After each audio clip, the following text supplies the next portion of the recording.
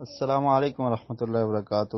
جی یہ پوسٹ جو آپ نے شیئر کی ہے اس کے آخر میں لکھا ہوا ہے تبارک حسین، طالب دعا تبارک حسین۔ تو آپ یہ ان سے پوچھیں کہ یہ تبارک صاحب یہ آپ کہاں سے یہ بات لے آئے ہیں؟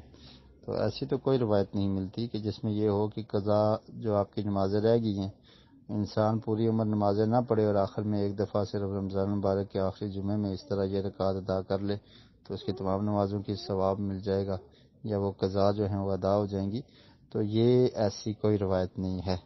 ویسے یعنی نبی مکرم صلی اللہ علیہ وسلم کی طرف منسوب کر کے تو اس بات کو پھیلایا جا رہا ہے۔ ایسا کام کرنے والوں کو اللہ سے ڈرنا چاہیے کہ نبی مکرم صلی اللہ علیہ وسلم سے جو بات ثابت نہ ہو ان کی طرف اس کی نسبت کی جائے اور پھر اس کو پھیلایا جائے، یہ بہت بڑا گناہ ہے۔ پیارے رسول صلی اللہ علیہ وسلم کا ارشاد ہے کہ جو انسان مجھ پہ کوئی جھوٹ باندھتا ہے، من کذب علی متعمدا، جان بوجھ کر کوئی ایسی بات جو میں نے نہیں کہی وہ میری طرف منسوب کرتا ہے اور جھوٹ باندھتا ہے، تو وہ اپنا ٹھکانہ جہنم سمجھ لے۔ تو اس لیے اس کام سے بچنا چاہیے۔